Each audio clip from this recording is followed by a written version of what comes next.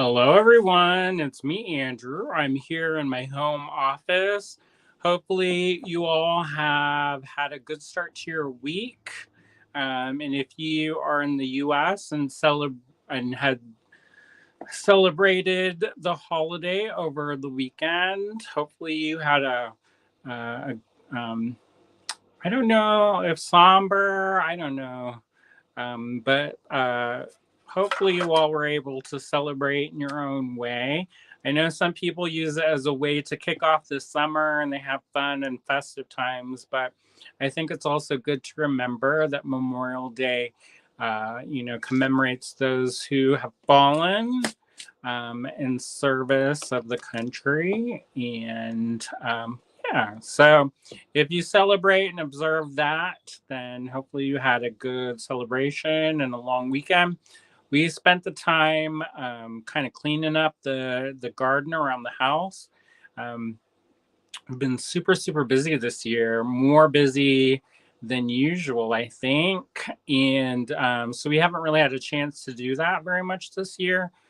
So this long weekend, even though William worked, we still managed to do that and get some of it cleaned up. We have still some more to go, and it's only like scratching the surface of the iceberg or whatever, the tip of the iceberg, scratching the surface. I don't know. I'm mixing all kinds of metaphors.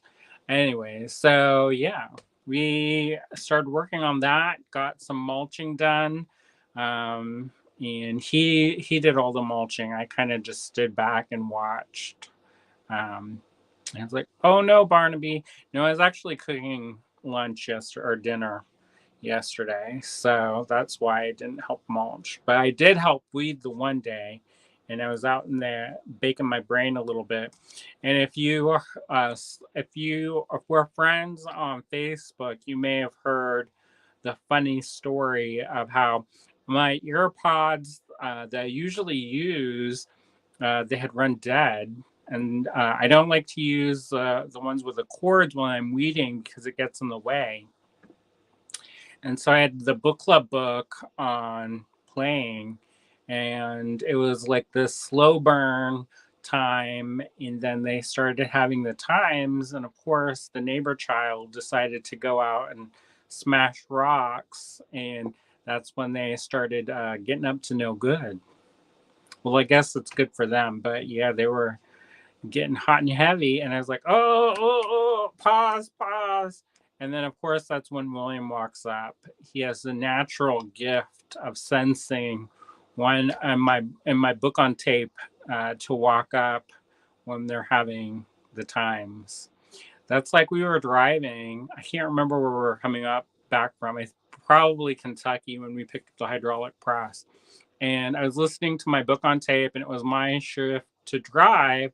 So he was kind of in the passenger seat dozing. And so it's all clean fun, clean fun, clean fun. They're casting glances at each other, you know, uh, setting the stage, as they say. And his eyes flash open, and of course, that's when they start getting up to no good in the library. So he's like, "What are you listening to? Is that all you listen to?" I'm like, "No, this is very rare that this actually comes up like this."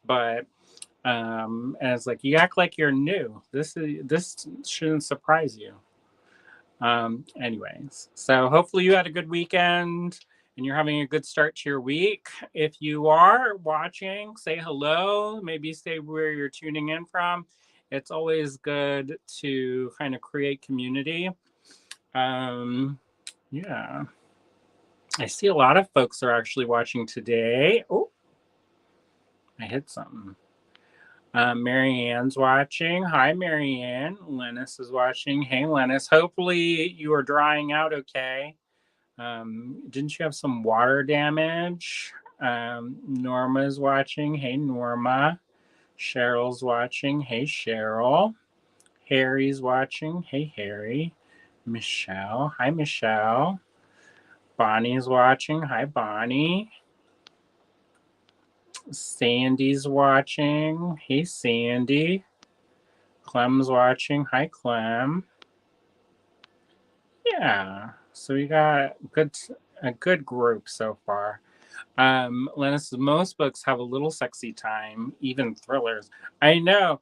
It's a good time. It's a good thing that I stopped when I did, because as I continued to play it, it got more graphic. So I'm super, super glad that I'm not responsible for the sex education of the neighborhood children.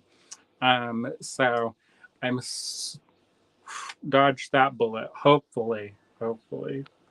Um, and I'm a little bit hard of hearing too, so I had the volume cranked up, and it wasn't super loud, but sound has a way of traveling here. So yes, good times, good times. Rosie's watching. Hey, Rosie. Yeah, so we had a busy weekend doing stuff in the yard. I've been writing grants like crazy. I've been trying to get some classes funded.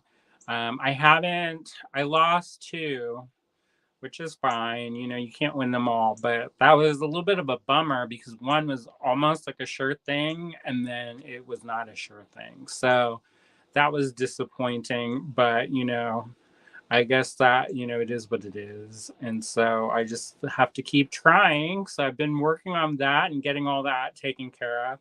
And then the other thing over the weekend, if you didn't see, check out our YouTube channel, not right now, but later. And of course, like and subscribe if you haven't done that already. But Jen, she launched her latest Saturday morning tutorial. There's a really cool little pendant on wire wrapping crystal points, which is super fun. We have tons of crystals in the store, and people are like, what do you do with these? And I think this is a great kind of resource that we can direct people towards. And if they can't do it in the shop, then they can go home and do it themselves and have step-by-step instructions. um, so yeah, so that was on Saturday morning. Hopefully, you all got a chance to watch that. If you liked it, please help boost the signal and share the video to anybody who you think might be interested, because it really does help. And yeah, so yeah. So Lena said they're coming tomorrow to rip out the flooring and disinfect the ductwork. That sounds terrible. Hopefully everything dries out and doesn't cause any problems. So what else? Today we were open today. What? Usually we're not open in this physical location, but we were open today, and that's because our new helper Annie started today. She did a little bit of training the other day and was there today. So hopefully she likes it and sticks around. We really enjoy having her and the extra help. So fingers crossed, everything works out for everybody, and everybody's happy and continues to keep this creative castle afloat. Right. So yeah, so we've been super busy with all that. We also, William and I are applying for another grant through the state, and it's for creative entrepreneurs. So hopefully that goes well.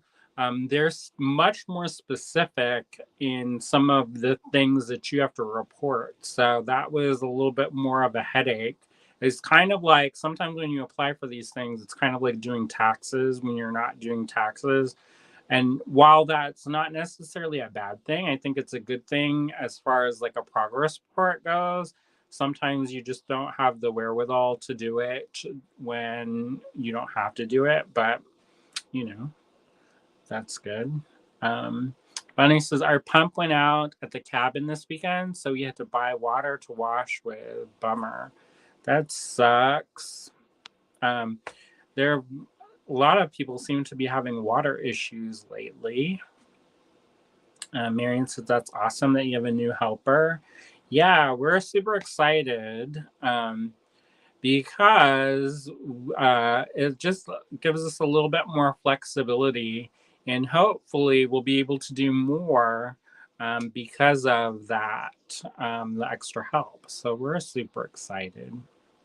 Um, we've been planning to do more YouTube tutorials with me, um, but whenever our schedules align, we basically, William and I see each other when we eat dinner, and that's about it. So this is a good opportunity for us when we can, have somebody to watch, and we can do filming and stuff, and hopefully get that off the ground, because that would be super nice to do more videos, more content, right? Never a bad thing, right? So let's see. Yeah, busy, busy. Oh, Barbara's watching. Hey, Barbara. All right. So we're going to do a peyote stitch project. If you've done even count peyote stitch, then you probably don't have to watch this, but I'm going to say hang out with this anyways. There's a little bit of a twist with this one, and I'm going to use dagger beads in my design. And I think it will give it a little bit of another dimensional level. If you don't have dagger beads, you can substitute with button beads, with all kinds of things. You just want to make sure that they that they will poke out. I don't know how the polite way of saying that, but they'll stand up, and add that extra layer of dimension. Otherwise, you're just doing even count peyote. All right, so Bonnie says, I finally saw where the crawdads live. So good. I haven't watched that yet. That was one of our book club books during the pandemic. And that was one of the books that kind of just disappeared, you know? Like we had the whole year planned out, and because of the pandemic, it just kind of, and then so we don't know. Like I don't know. I bought it and I haven't listened to it. So we'll see. I heard it's an interesting book. So Lena says, I bought a tutorial and I still am not clear. So happy to see your version. Oh, good. All right. So I'm going to flip this around and you'll see the ceiling for a second. Hopefully the signal's pretty clear today. We're still having internet issues at the house. So you'll have to bear with me because I'm using my cellular service. So if you didn't see before, as I struggled with that one project, I messed around with them pinch beads, and so I struggled around with it, and then I gave up. So here's this. I didn't mess with it anymore. I'm gonna leave it lay.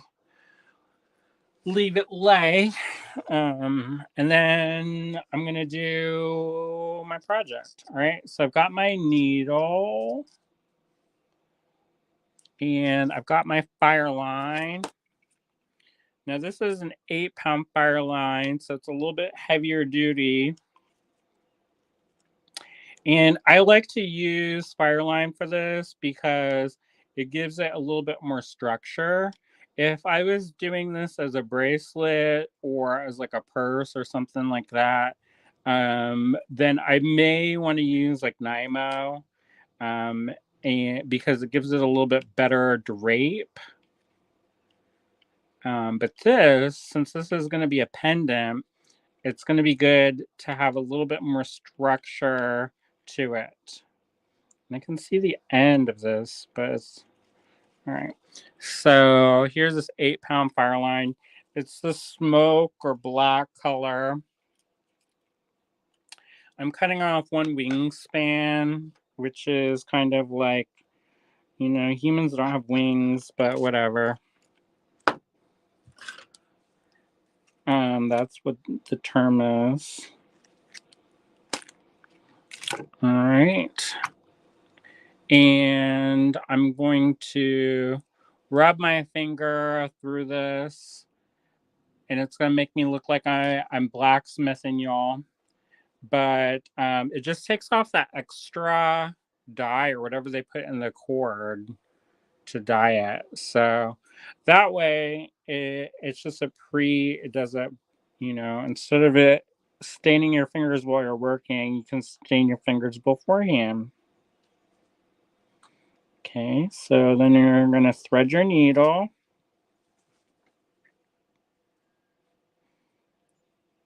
And yeah, good times. All right, and I'm going to pull this down a couple inches or so. And I'm not going to pull it down into the middle. I know I was talking to one of my seamstress friends who does fabric, and they oftentimes they fold over their thread so it like doubles up the thread. But for this, we don't want to do that because we want our holes not to get overly full as we work back and forth. All right, so the dagger beads that I have are these kind of sea foamy colors. I think we have these in the store.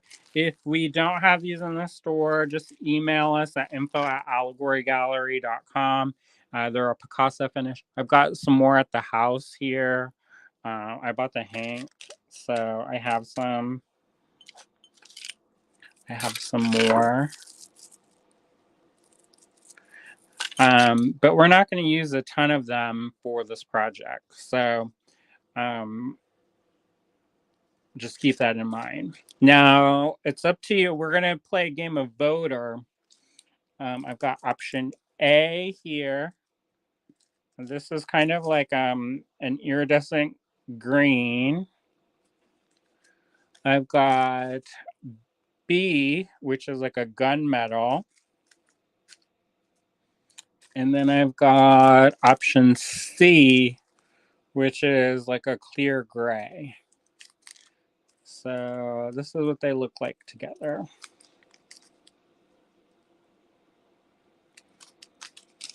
So that's C, this is B, and then this is A. Lena says A, and this is B. Bonnie says B, Marianne says A, this is C.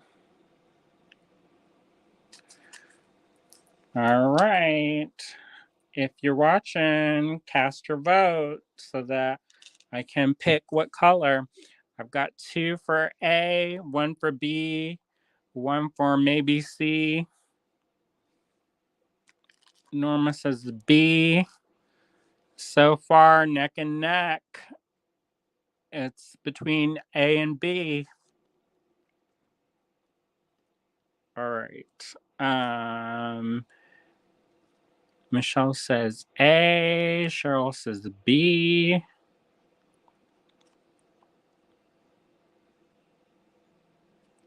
It's neck and neck again, y'all. We'll need a tiebreaker. Who's going to be the tiebreaker?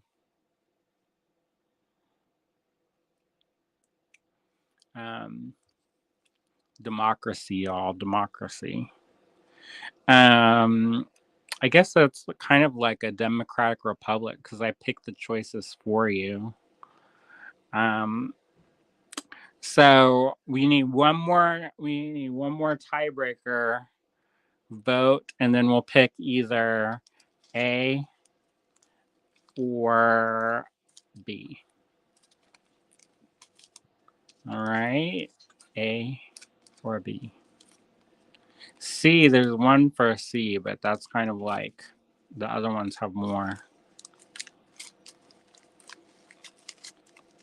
These are size 8 seed beads. You can change up the sizes. You just have to account for that when you are stringing up your dagger beads. So If you use a larger bead, you may need to put a smaller size on either end of it, just to fill in. Um, well, I'm gonna pick. I've got my eyes closed. All right. So this one, I guess we're doing B today. Let me close the windows, even though it's going to get ridiculously warm in here.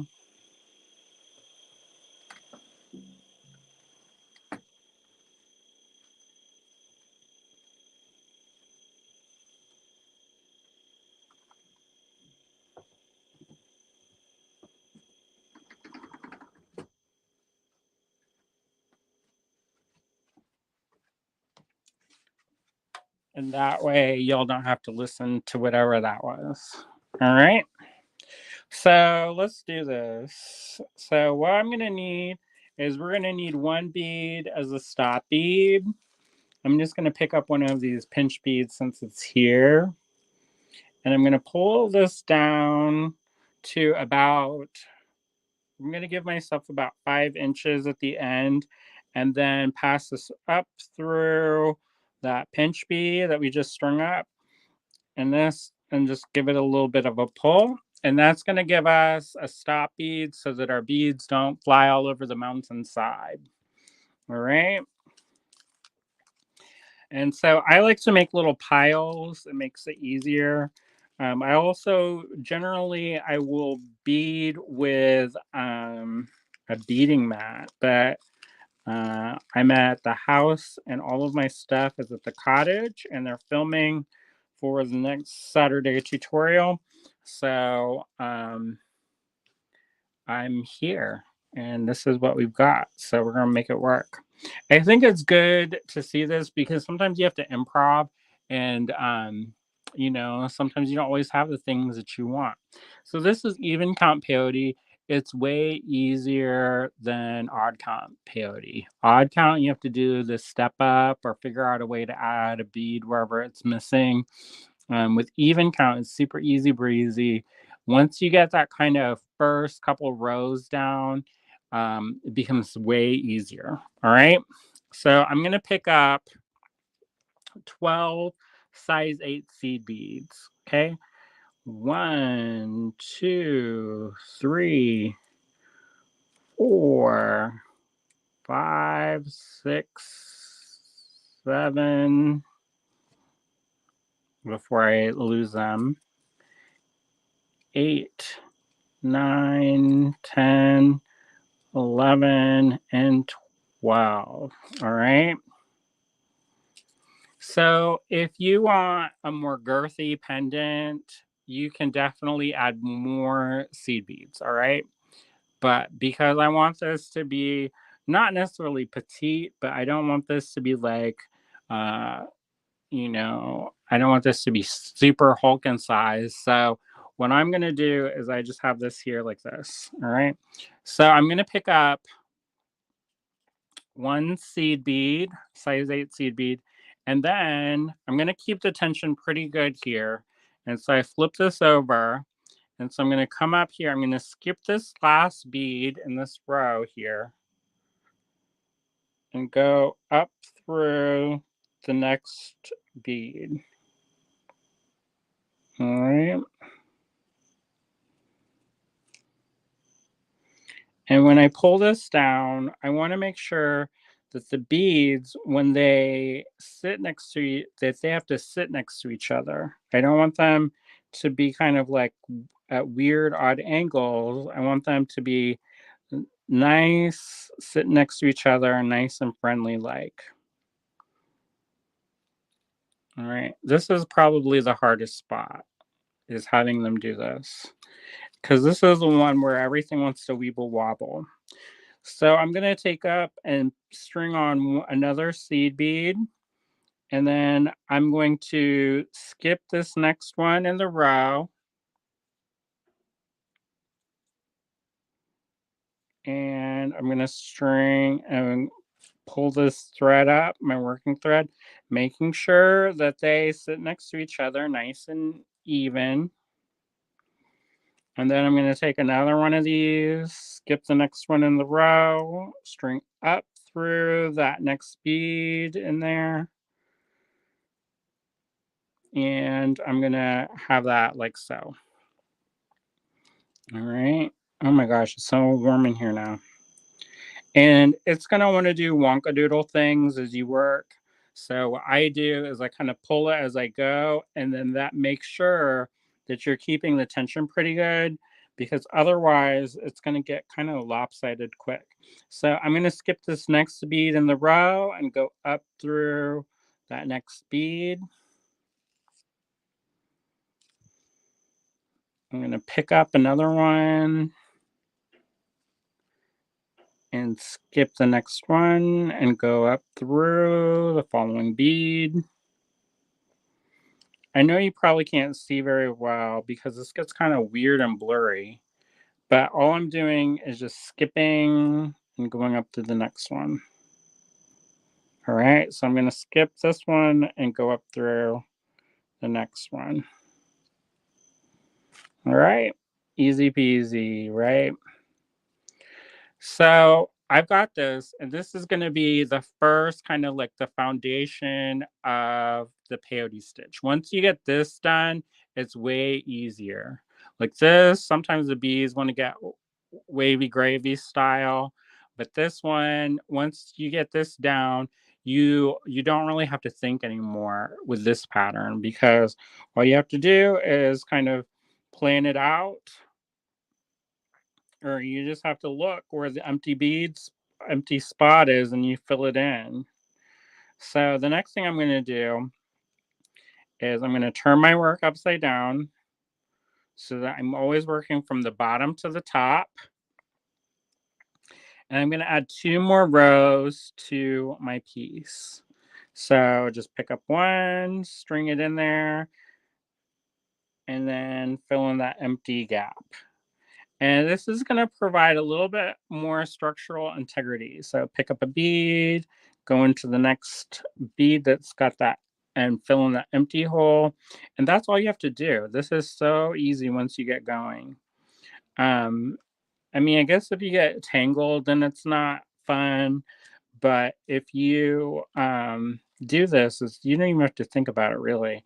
You just have that go, and then you just keep flipping your work over and over, and it fills in any gaps where there's any issues. So super easy.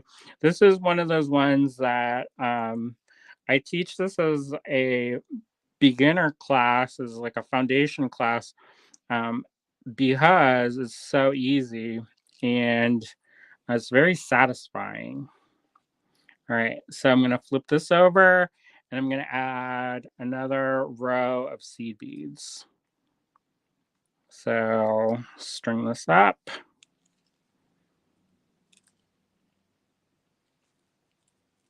Michelle says it's so relaxing. Yeah, hopefully y'all don't fall asleep. Or if you do, you just let it go and let it go on YouTube and let our videos play, autoplay. All right. So once we finish this row, that's when we're going to start adding the dagger beads. I was hesitant to put the word dagger in the title of this video, because sometimes our videos get flagged, or our selling posts, because we sell check glass dagger beads. They're not sharp. They're just shaped kind of like, you know, an elongated petal. But if I call it elongated petal, then nobody knows what I'm talking about. So, yeah. All right. So I'm going to flip my work around. And this is where we start adding our dagger beads. So I'm going to put this in here and then go and start adding.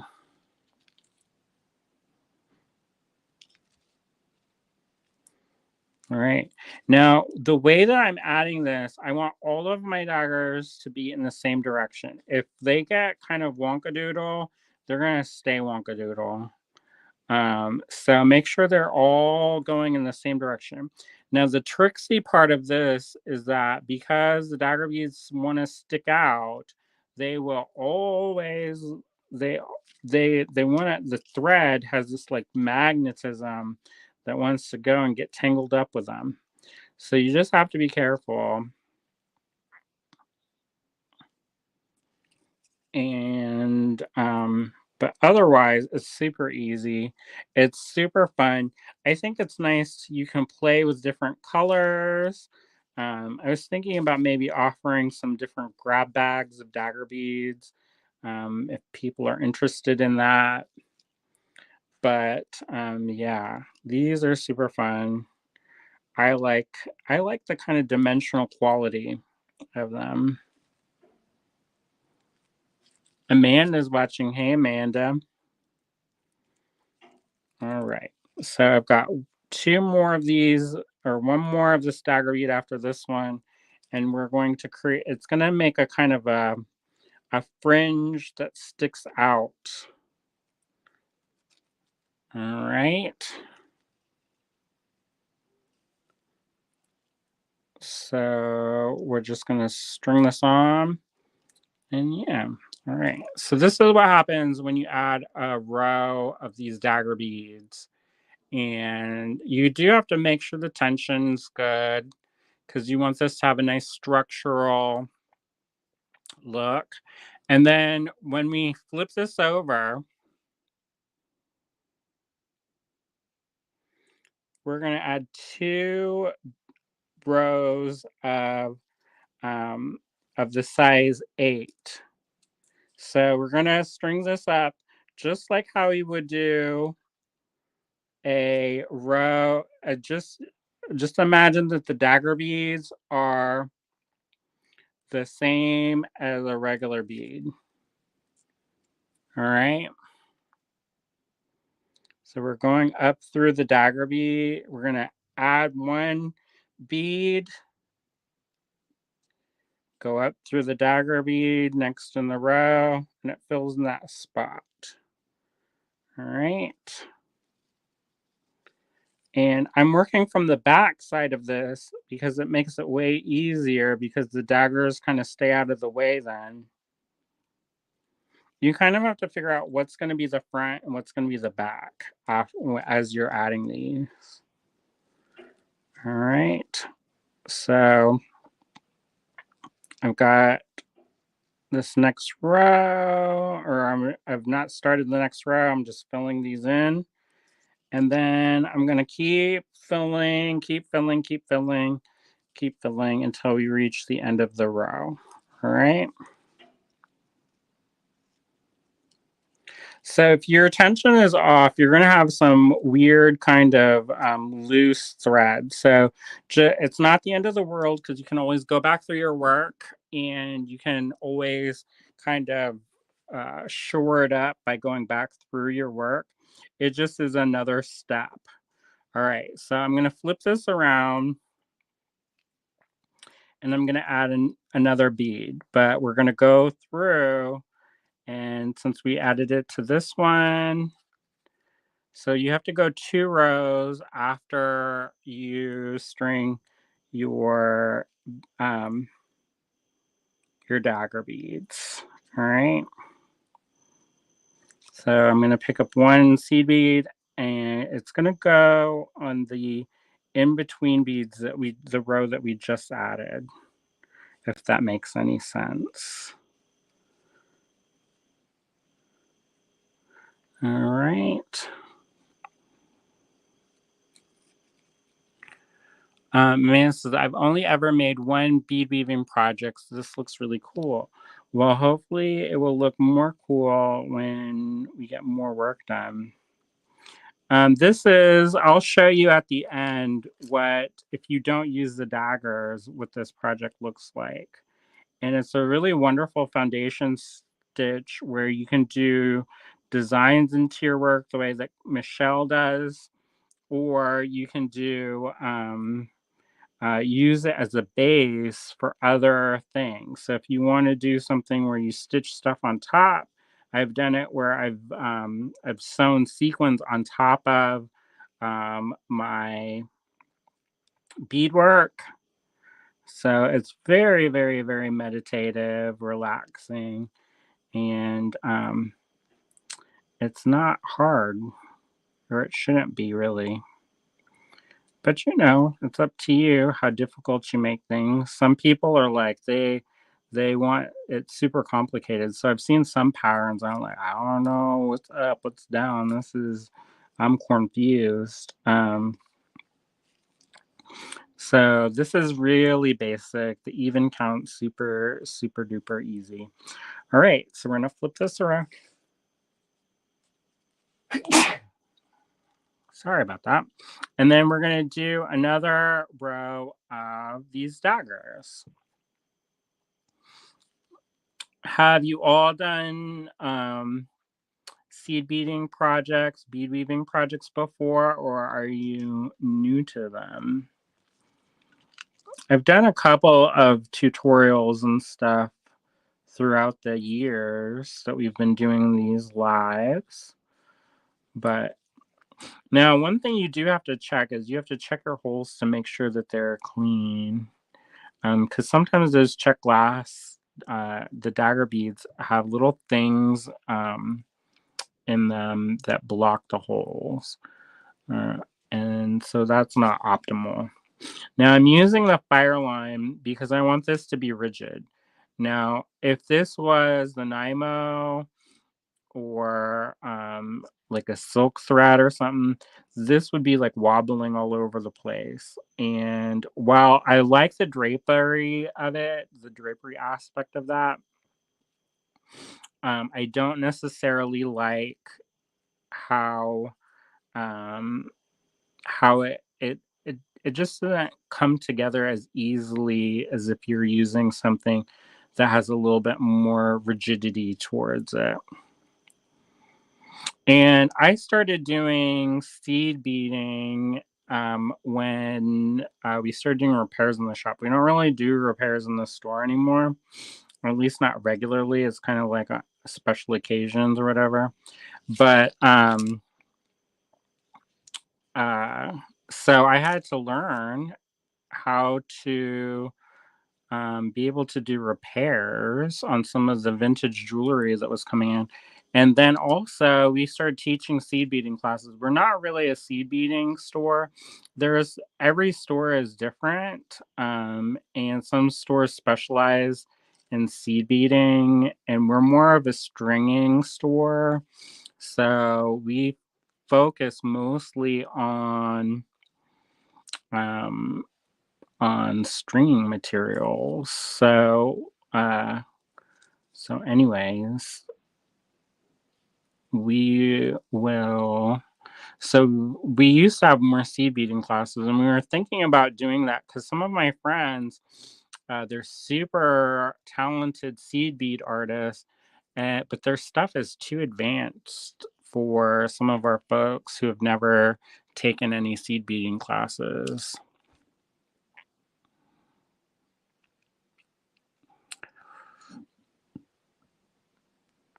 Um. Oh.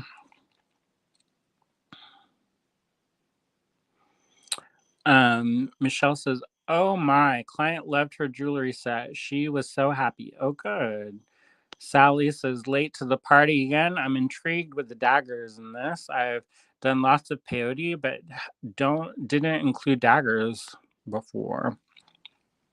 This is said, "I have done super basic things, one lace necklace and an earring tutorial."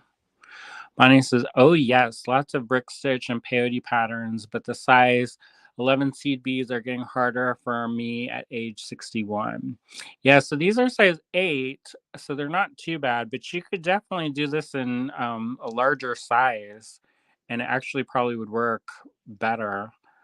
Um, Norma says, "I used to do a lot of peyote, but haven't done any lately." Cindy's watching. Hey, Cindy. Karen's watching. Hey, Karen. I got to meet Karen in real life on Friday. She stopped by the store, so that was a nice treat. Diane, she made a cake that was delicious, and we ate cake and pizza. It was fun.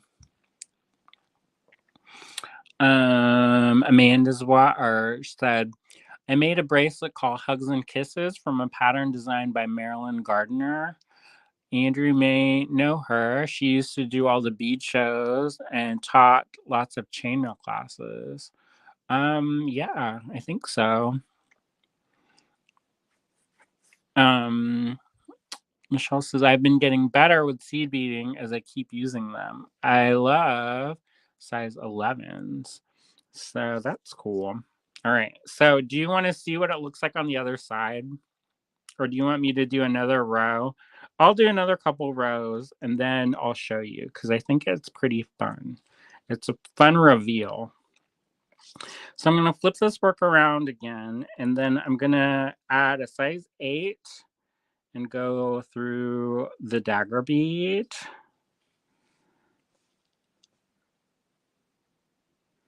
And just repeat going through them over and over and over. Karen says, everyone should get to the store. Had a blast. The cake was awesome. Husband wants the recipe, please. I don't know if Diane's watching, but she said she found the recipe on the internet. So that was good. All right. So this is one of those things where when you're doing this on screen, it's always a little bit trickier than it is in real life. But you just kind of have to hold this all together, and it feels kind of weird, like you're holding a creature, but not in a bad way, but just in a kind of, it wants to move and wiggle around a little bit. But the more that you add, the more beads that you add, and the more rows, the more it kind of creates its own structure. And as you create that structure, then you can then it moves around less. It wiggles a little bit less. But until you get that going, it does want to kind of wiggle around. So because we haven't had internet at the house, we've been watching DVDs. And at one point, I had wanted to watch this show called Carnival, and we didn't have HBO. We didn't actually have, we had like 2 channels when we first moved to Pennsylvania. And it was like the retro TV channel and NBC. So we got this series called Carnival, and we got the DVDs, y'all. And then when we went to watch them, then we moved here into this house and we had internet. So we just went wild for streaming movies and stuff. And then so the internet's been out at the house. So we finally decided to just watch them. So we've been making our way through that series. It's a weird show, y'all. But you know, and it's weird to me to think that was 20 years ago. That the show came out originally 20 years ago. I was like, what? Maybe not exactly 20 years ago, but it feels like 20 years ago. And I was like, I don't know about this. But anyway, so I guess time keeps moving, y'all. All right. So in between each of the dagger rows, I'm making 2 rows of seed beads. And make sure you pull, but don't pull too hard, because then it's gonna want to curl up on itself. See how it's curling if I pull too hard?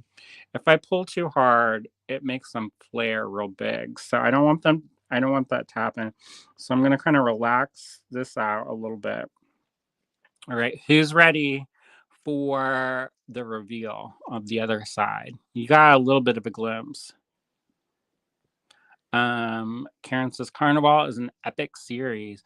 Why we're about halfway through the series, the first season. It's okay. It's a little bit wild for me, but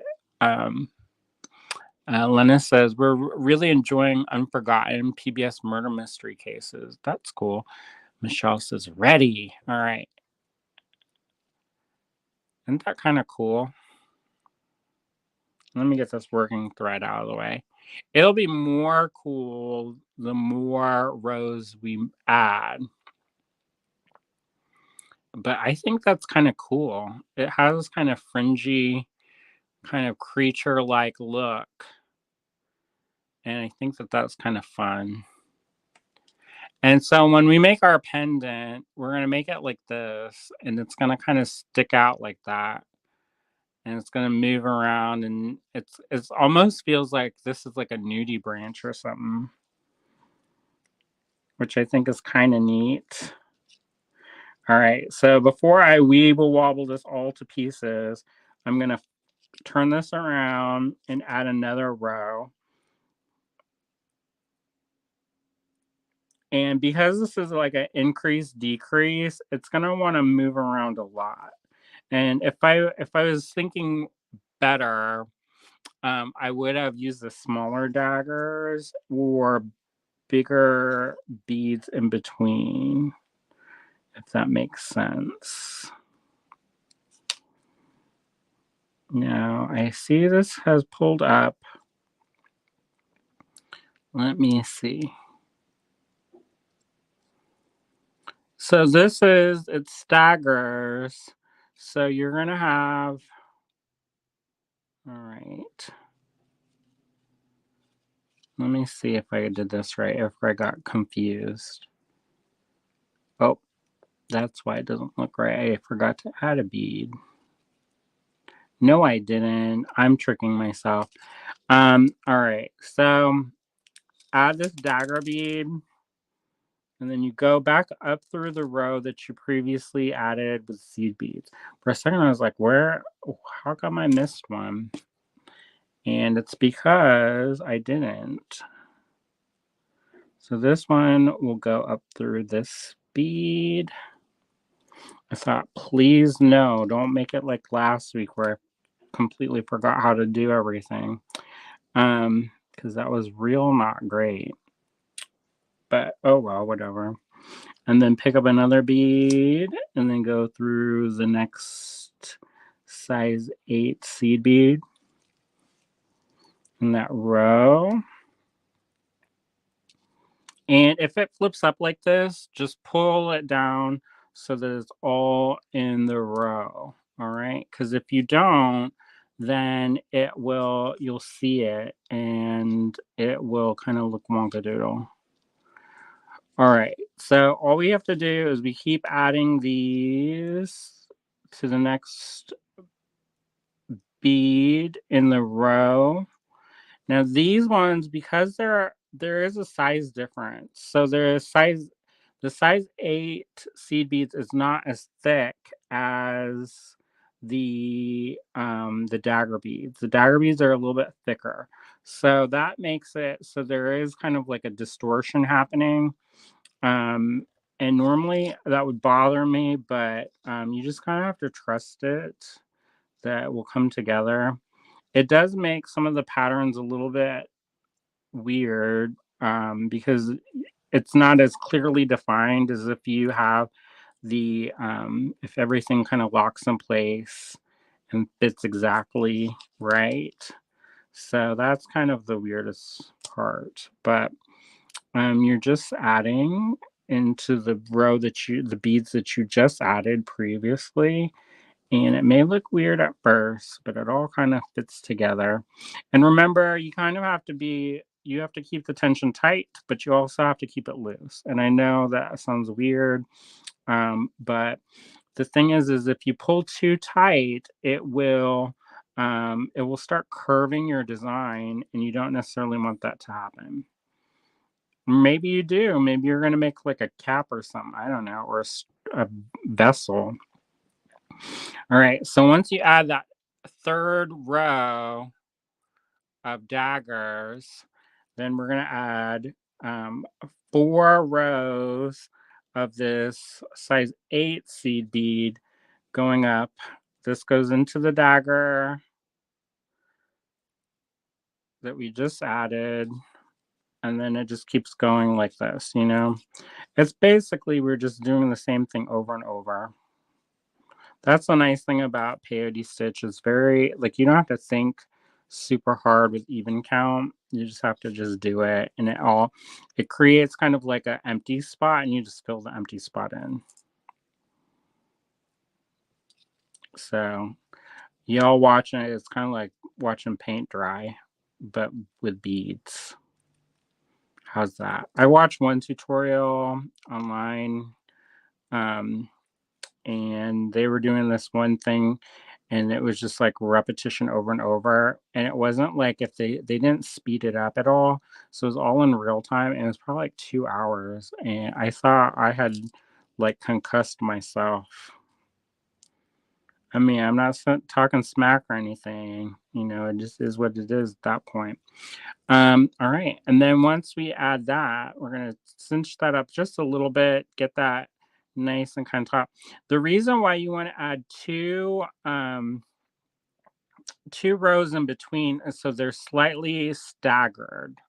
And that way, they're not like, it's not all like in a row, because then it would really kind of twist and manipulate that kind of shape. But you also want to have it so that they're kind of slightly offset, and that really helps. All right. I kind of dig the way that looks on the back. Doesn't that look pretty just like that? It almost looks bubbly. Amanda says, is this a design that you have planned out or designing as you go? There's no real designing. It's just, you just repeat it over and over. So it's not, I mean, I guess you could do like ombre if you wanted. I don't really know. I guess you could like change this up, but you've got two kinds of beads here, and you just kind of once you know the basics of like peyote stitch, then the even count peyote stitch, there's not too much you can mess up. I mean, I guess there is a lot of stuff you can mess up, but this one's pretty easy. And normally I have this held where I'm working kind of top to bottom or bottom to top like this. And usually I like flip my work over, and then I can check on my pattern and make sure that things are kind of lining up. But because of this, and keeping all of those on one side, I'm not doing that. So when I come to so I added 2 rows after that last row of dagger beads. I'm gonna add 2 more, and then that's gonna be the base of the pendant. It's gonna this row and the next row that I add are gonna kind of cinch up where it's kind of loose, because you can see that the threads, because of the size differences in the beads, it makes it kind of wobbly. Like there's threads, you can see them kind of loose. But when you use the same size seed beads, it tightens it back up. So I could say something really artsy about expansion and contraction, but I'm not gonna. All right. So what I'm going to do after I finish this row, and this is this row, I'm going to turn this over and add 1 more row, and then I'll show you how to finish that off. But see what I mean when I talk about how it tightens up? Of course, as I say that, then I get it tangled. Perfect. But in theory, it does tighten up. And they do have smaller dagger beads, and that would probably be easier if you're not used to working with such different size beads. If you have done any kind of freeform peyote, then it's way easier. because you know, like the beads don't always like tuck together in free form, so you kind of have to like be okay with it that there's some parts that are looser than others. But yeah, so with this last row, I'm kind of pulling a little bit tighter than I do the previous rows because I want those to be all kind of cinched up. And it kind of pulls it in. All right. So that's what it looks like. And if you wanted to, you could keep going. If you like this look, feel free to keep going and make a whole necklace of this. If you decide that you don't want to use the dagger beads, this is sort of what it looks like when it's just beads only. Just the size 8 beads only. And so that's what it looks like. But this, it kind of looks, I think it adds something kind of cool. It's like a little bit like a creature. This is not one of the designs that you could like roll around on the concrete with. This is definitely something that, you know, is more of the on the fragile side. And I hate to say that, but it is. It's not necessarily something that it's going to be, you're going to be like rough and tumble with this. And so what I'm going to do is to finish this off, I'm going to add 2 more rows and then I'm going to tighten this off and then that's going to, and then I'll show you how to finish the edges there. But that way it's even on both sides.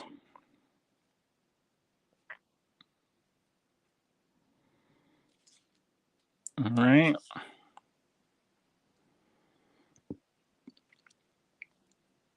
Lena says, could do more rows of the 8 and have them meet up to slide into leather cord like a big hole bead with fringe. Yep. That's one of the ways you can finish this off. Because in theory, the beads will lock together and they'll kind of, all you have to do is kind of put one row of thread through them when they lock together. And you can, it makes a great slider bead if you're going to do that. It's, it's like a zippering it up.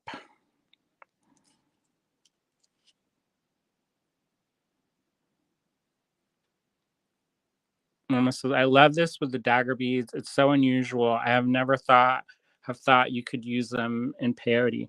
Yeah, it's not, it doesn't work seamlessly. And what I mean by seamlessly, and this is what Lennis was talking about, where you could stitch them up like this. And it would, you can have that.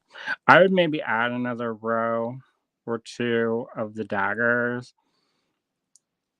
just so that you, or maybe another row, and then or stitch it up with daggers in there. I don't know. I haven't done that yet, but you could. All right. So the next thing that I do once we've finished this off, this is finished off.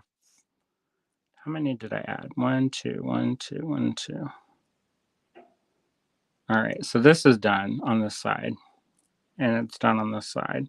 So what I like to do is I'm going to finish this off.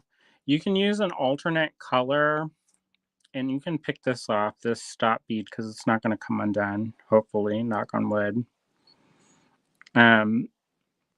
But you're going to finish off the edge of this pendant. So what that means is you have some different options. You could either just sew it back in and just go through and sew that in place, or you can add what's called a picot stitch on the edge. And so every 2, when you string this up, you'll add 3 beads and go back through, go up, add 3 beads and go back, or you could do 1. It's up to you. This is a good time if you have other size beads and you want to have a little bit of a variation to it, I think I'm going to use, I have these size 11 matte metallic, and that kind of goes with it.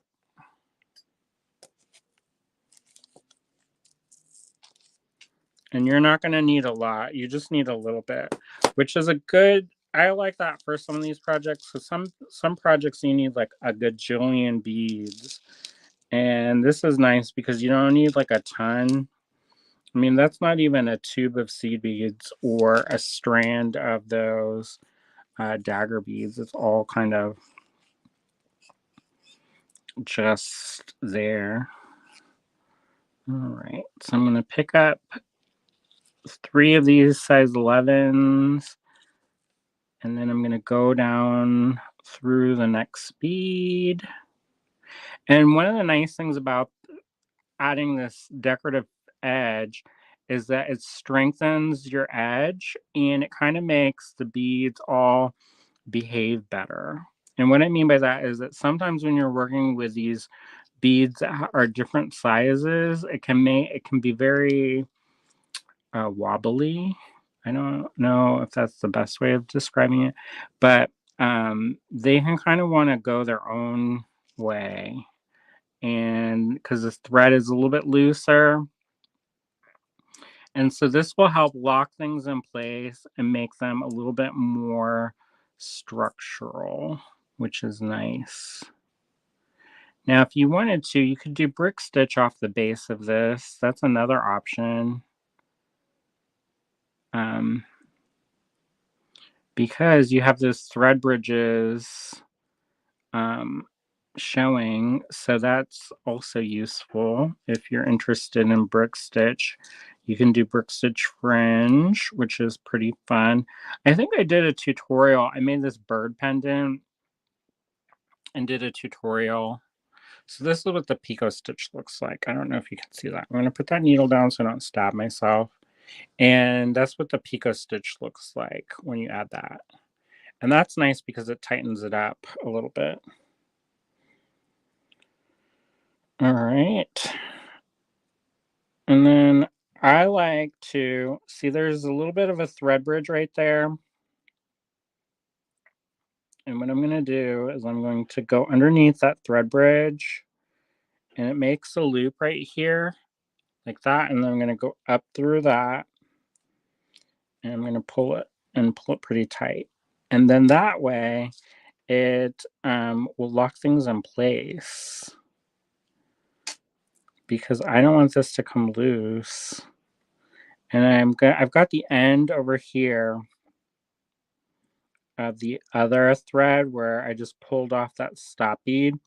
And because I pulled that stop bead off, it's a little bit more loosey-goosey style. But you can always make a little knot there, and that will help keep things from coming apart. Because you don't want things to pull and then it will just come apart, you know? So the more of these kind of little anchor knots that you can kind of sneak in there, the more you can kind of, so there you go. All right, so I'm going to work this thread because I've got extra thread here. Here, so that makes an interesting structure. Thanks. All right, so I'm going to work this in there. If you wanted to add beads in between here, you know, you definitely could. I would, you know, I'm going to add another anchor knot just out of paranoia maybe, so that it doesn't fall apart. And then go up through this bead, the size 8 seed bead, and then I'll add maybe 2 or 3 size 11s. Let's try 2. And this part is kind of like it's like a choose your own adventure. Like if you don't like this, you don't have to do this part, but I think it adds a nice little finishing edge to it. And then it also will help even out your design so it lays more flat. Because if you just keep adding beads, um, it will kind of decrease on the sides and then it's increased in the inside, so it kind of bulges. So, and if you get your count off, it will start ruffling, which I'm not mad about that. Sometimes it looks weird if you do that, but I think it can be kind of cool.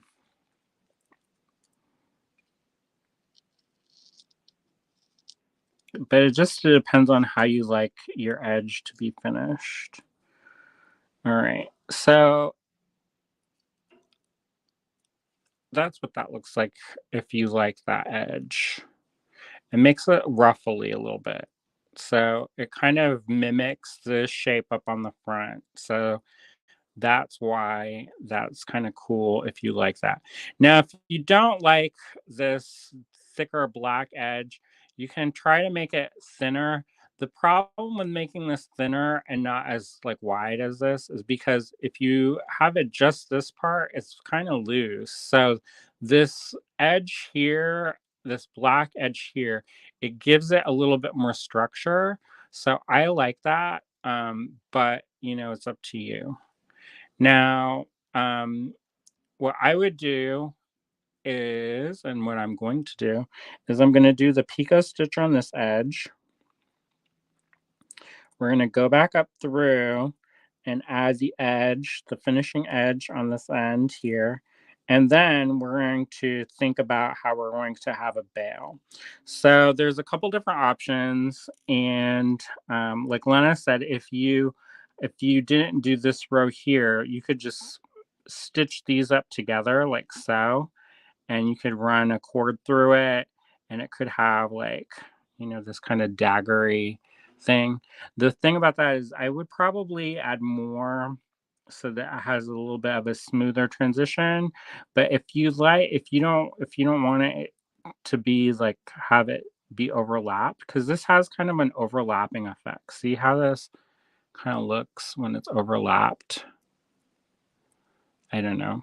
I look at things as they're like, even though if I know what I'm doing, I kind of like to look at things as I'm working. And that way, if I have new ideas for something, I can implement them in different ways. So I think this could be cool as like a fringe or even as maybe a ring. Maybe the top part of a ring. That could be cool. I mean, it would not be a very structural ring, because these are kind of fragile, but I think it would be kind of cool, maybe, if you wanted to have it like this. You just do like peyote stitch the flat part without the daggers on the back, and that could be kind of a cool element. Or as like a helmet for a sculpture, that could be cool. William has this little frog critter.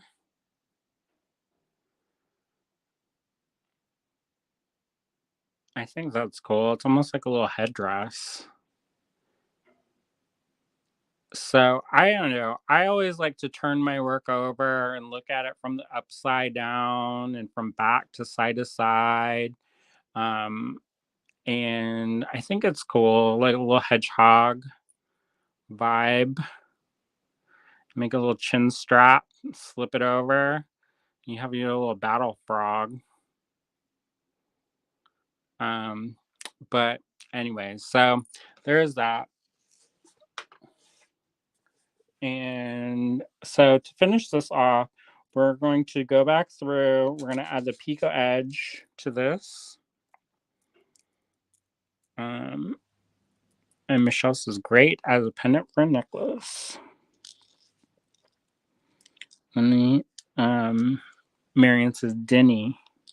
I don't know what that is. All right. And so just like we did the other side, you go up, add 3 beads, down through the next bead. You go up through the next bead, add 3 beads. And this is one of those finishing techniques that I think is super satisfying. I don't know why it's so satisfying, but it is. You're going to go up through that dagger bead.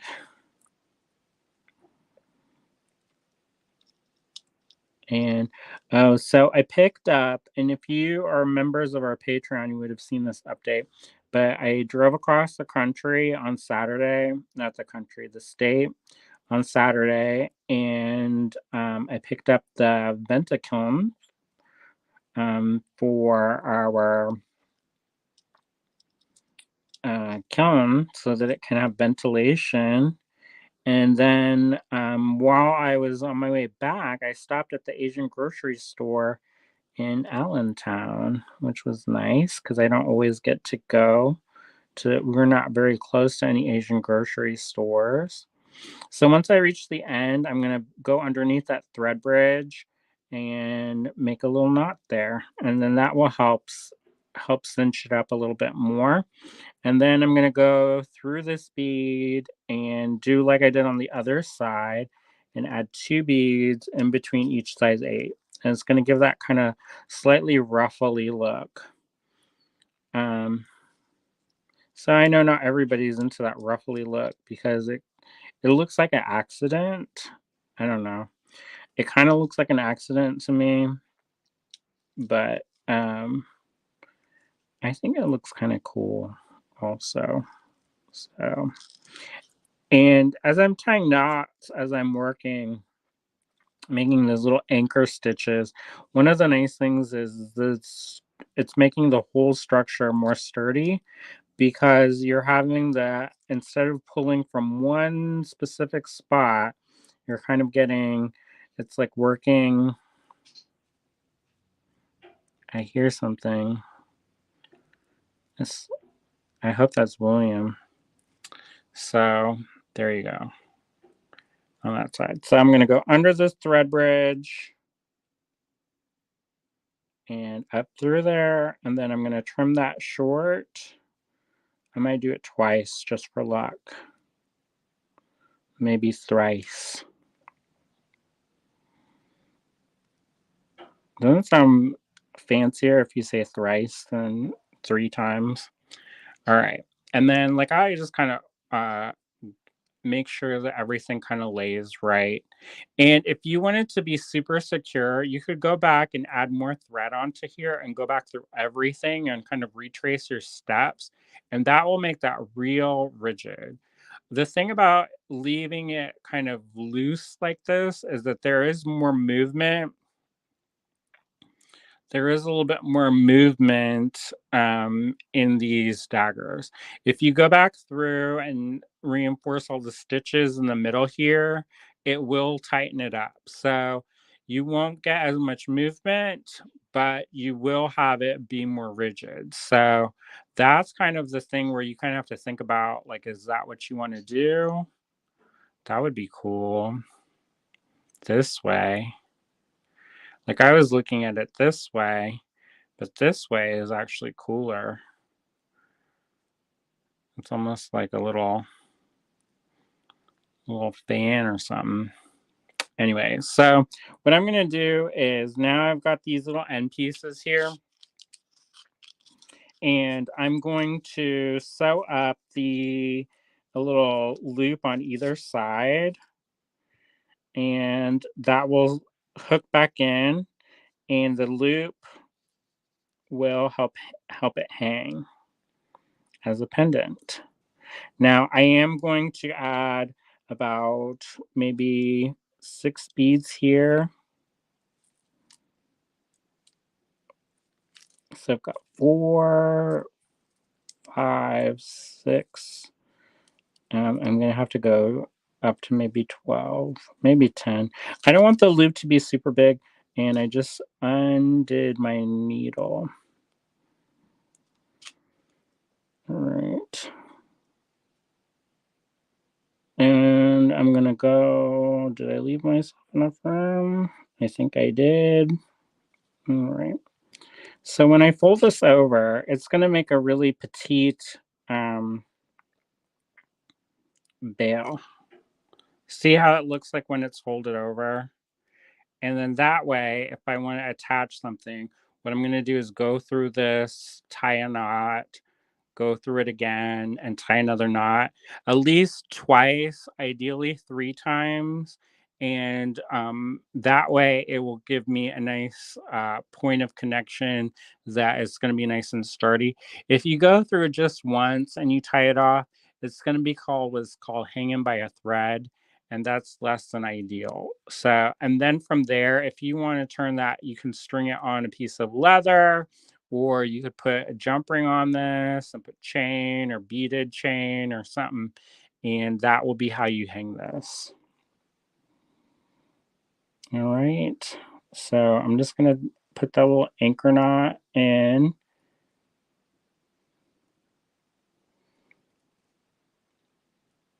and fold that over. And then that way you can kind of be done with your project. But there's lots of different ways you can finish this off. If you wanted to do like they make these little clamps that you can clamp it in your beadwork, clamp that in, but and then you just go back up through there. Now, if you run out of thread, I've shown how to add thread before, but if you run out of thread, all you have to do is just cut off a piece of thread, a working length of thread, and then make a slip knot, and then slip that over your working thread, and then pull it until you hear a click, and then that will be how you add that on. That's one way that you can add that on. I noticed some other people do it differently, but that's just the way that I was taught how to do that. I took classes at the shop from a person named Dottie Westerfelt. I don't even know if she's still alive, but yeah, I worked with her and she taught me a lot of the basic seed bead stitches. All right. So then you just keep doing that, repeat that over and over until you run out of thread or until you're happy with how many times you've passed that through. And then trim it nice and snug after you've added your working knot. And then do it on the other side. All right. And I'll finish that off camera so you don't have to watch me kind of futz around with that. Um, and there you go. I think we could also, and also it depends on how you want this to hang. If you want this to hang where this is kind of like that, where that's hanging, it depends on which orientation you want it to. If you want this to hang like this, you could have it hang like this, which I don't know. I'm torn. I like both, or you could hang it like this. Either way. All right, it's up to you. Lena says, now I want a battle frog. Yeah, I think this is a fun kind of little addition to your peyote stitch. And I'll try to work up a couple different samples so you can see what it looks like. But for the most part, that's pretty much what it is. I don't know if you all are interested in that or not. I kind of feel like my seed bead ones, like you don't actually get to see like a ton of progress on my seed bead projects. So it kind of feels a little bit like it's not as exciting. I don't know. Like with a metalwork, you kind of get that like instant satisfaction or instant gratification. And then with the seed bead stuff, you're like, let me look at this slowly, slowly count this. Bonnie says, I love it. And Michelle says, it's very cool. I think it's something that it could be definitely expanded upon and done up. If you did it in the right way, it could be really cool. Um, but I'll play around with this off camera and show you kind of the different options once I get all this kind of handled. All right. Cheryl says, I definitely want to try this, but may need more daggers in my life. Hint, hint. I'll ask William if he wants to add some more.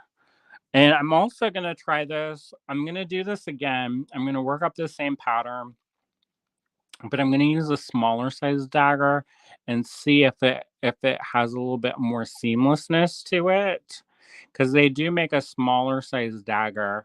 And I would like it to be a little less. I don't know.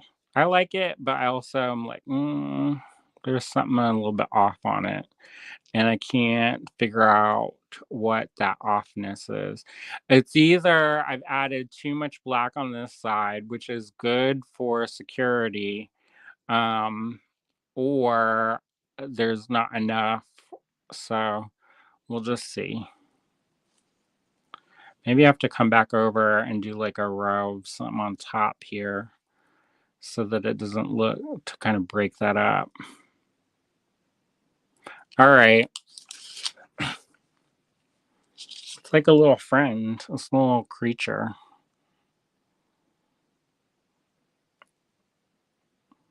All right. So, thanks so much for watching today. I'll be back tomorrow with another tutorial or something. If there's anything that you want to see, let me know. I can't make any promises that I'll be able to show it. But if you are interested in something, it's always nice to have different ideas because a lot of times I'm like, what should I show? And then yeah. So anyways, let me know in the comments and we'll try to put something together. Marion says, I like it as a hedgehog. Michelle says, love the seed bead stuff. Cindy says, have a great evening. See you in September for our class. Yeah, I saw that you got added on the calendar for a private class, but I don't know. I'll have to talk to William when he gets home tonight about the details about that. Um, because I don't know if I'm gonna be in town that weekend, but I'm gonna try. If I can be, I will definitely try to be there. Elena says, thanks. I'll try and see what happens. All right. Well, have a great night, everybody. Thanks so much. See ya.